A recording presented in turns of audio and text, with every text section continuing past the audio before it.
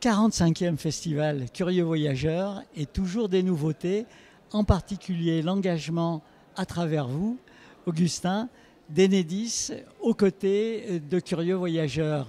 Alors, Enedis, un mot de présentation de l'entreprise. Absolument. Donc bonsoir. Enedis, c'est le gestionnaire du réseau de distribution d'électricité sur 95% du territoire. Donc on est français. Pour autant, c'est vraiment, nous sommes une entreprise qui est complètement ancrée dans le territoire, une entreprise de réseau, alors sous terre, dans les airs avec le réseau, puis chez tout un chacun. Donc c'est vraiment une entreprise qui relie, on va dire, les personnes. Et nos collègues, et même ça m'arrive, nous arpentons le territoire pour entretenir, dépanner, développer, maintenir le réseau pour garantir à tous une bonne qualité d'alimentation. D'une certaine façon, alors on est de curieux voyageurs, habillés en bleu, avec nos camions, nos nacelles bleues, tout ça 7 jours sur 7, 24 heures sur 24, pour garantir à tout un chacun une bonne qualité d'alimentation. Combien de collaborateurs qui travaillent à Enedis? Combien de personnes travaillent? Combien de voyageurs? Parce que vous les avez appelés les voyageurs. Ouais. Alors, les voyageurs. Électriciens surtout. Surtout électriciens. Mais c'est vrai qu'il y a beaucoup de métiers. Globalement, nous sommes tous au service et nous sommes 39 000 en France, 400 dans la Loire. Donc vous êtes responsable de la Loire avec vos 400 collaborateurs. Vous disiez 7 jours sur 7, 24 heures sur 24, ça veut dire des astreintes, ça veut dire partir en général quand les conditions météo ne sont pas terribles. C'est une mission de service public, entre guillemets. J'ai oublié de le dire, mais ça vous a sauté voilà, à l'esprit. Évidemment, nous sommes une entreprise de service public avec une raison d'être et nous sommes entreprise à mission. Entreprise à mission, c'est impressionnant. C'est un choix fort. Alors c'est un choix extrêmement fort que nous avons fait l'année dernière avec une raison d'être et puis des objectifs de mission qui seront audités. Donc c'est un engagement qui devient là, au-delà de l'objet social qui était de service public, qui nous emmène complètement au-delà sur 5 dimensions. Le collectif, on va retrouver évidemment l'humain, le collectif, l'environnement, agir pour la planète. Pour vous, c'est très important, bien sûr. C'est essentiel. Agir pour les territoires, agir avec respect, agir évidemment pour l'électricité. J'aurais pu commencer par là, mais c'est le début et la fin. C'est voilà, nos objectifs de mission. Donc on est en train de déployer, on va dire, dans la droite ligne de notre histoire, de notre ADN, qui est vraiment de travailler dans les territoires, au plus près des collectivités en particulier, mais de tout un chacun.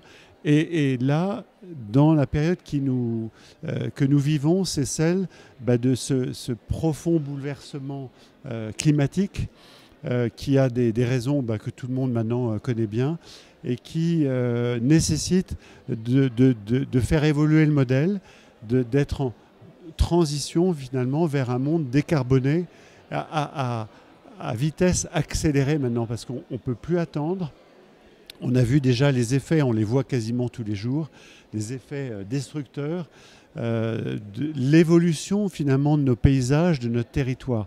Alors c'est ça qui m'a beaucoup intéressé au début de la curiosité vis-à-vis de ce festival, qui a une grande renommée, qui a un certain rayonnement, mais curieux voyageurs.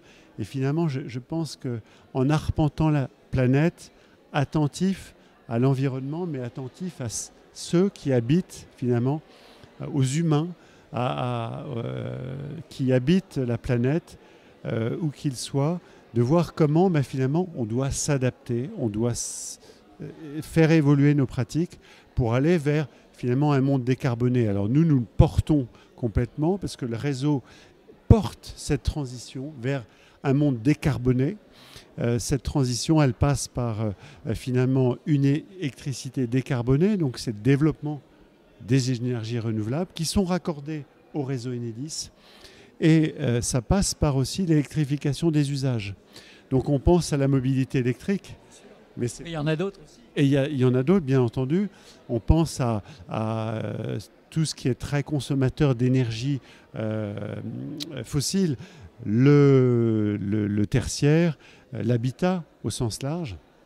On pense aussi à l'industrie, on pense à l'agriculture. Donc là, ça nous dépasse un petit peu, mais on sait que l'agrovoltaïsme est en train de se développer, une loi a été votée. Ça implique de raccorder. Et chez nous, il commence à y en avoir de manière significative. Absolument, avec des projets tout à fait intéressants, donc qui permettent de combiner les cultures et la production photovoltaïque, tout en protégeant les cultures. A priori, hein, donc c'est un peu plus qu'expérimental maintenant. Donc notre rôle, c'est de raccorder dans les meilleures conditions, les meilleurs délais, finalement, ces nouvelles productions et puis les nouveaux usages. C'est cette curiosité dont vous parliez qui a fait que vous êtes devenu partenaire de ce festival. C'est grâce ou à cause de cette curiosité ? Alors, le partenariat, il est un petit peu indirect via nos amis, collègues d'Électriciens sans frontières. On les rencontre régulièrement chaque année, c'est de telles belles missions, c'est superbe, quoi. Parce que l'électricité, c'est la vie. Voilà. Chez nous, bien sûr, mais partout dans le monde. Absolument. Et il y a encore des endroits où on n'est pas raccordé, on n'est pas alimenté. Donc on sait bien que pour faire monter l'eau d'un puits, pour des usages, remplacer, même s'il y a des fours solaires maintenant, mais pour remplacer les combustibles fossiles pour la cuisson, on a besoin d'électricité pour la mobilité, la production. Et donc, nos collègues et amis d'Électriciens sans frontières, c'est un peu eux qui nous ont, voilà, on a des relations avec eux, ils nous ont proposé, demandé si on pouvait financer leur stand, donc ils sont effectivement très fidèles. Puis de fil en aiguille, avec Carole Carbonel, notre communicante, qui a eu finalement une bonne oreille, hein, puisque vous nous avez proposé d'ouvrir, de vous aider, d'aider le festival à s'ouvrir à des publics qui en étaient un petit peu éloignés du fait de leur handicap. Donc ça va être des traductions en langage de signes. On a vu qu'il va y avoir de la langue LSF pour la première fois, c'est impressionnant ça aussi. Et c'est vous alors? C'est Monsieur Enedis, formidable. Enfin, vos équipes. Voilà, on y contribue.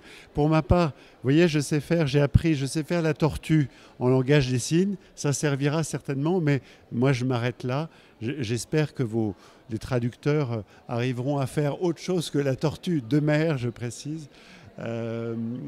C'est évidemment extrêmement important que ceux qui soient malentendants, voire même qui sont un petit peu éloignés, ont du mal à voir, ils puissent être accueillis, ils puissent rentrer en contact, échanger, goûter aux saveurs, puisque ça va au-delà des reportages. Hein. Il y a évidemment tout un accueil. Et là, on est vraiment dans le partage, l'échange, l'humain. On a même parlé de fraternité à cet égard. Et c'est vraiment une fierté, une joie de pouvoir contribuer au bon succès et à l'accessibilité de tous à ce festival. Écoutez, merci. Et puis nous, quand on verra, comme vous dites, les hommes en bleu, on aura une pensée pour eux, pour leur rôle, et puis aussi pour derrière relier les hommes, leur permettre de vivre ensemble. Quelle belle mission. Bravo, merci. Ils sont fiers et vos encouragements aussi les aident et les portent dans leur travail, notamment les missions, la gestion de crise. Et vous aurez une conférence avec Électriciens sans frontières, mais aussi sur la gestion de crise à Enedis. Là, sont des voyageurs dans des conditions climatiques souvent difficiles. Et c'est là où le lien est vécu.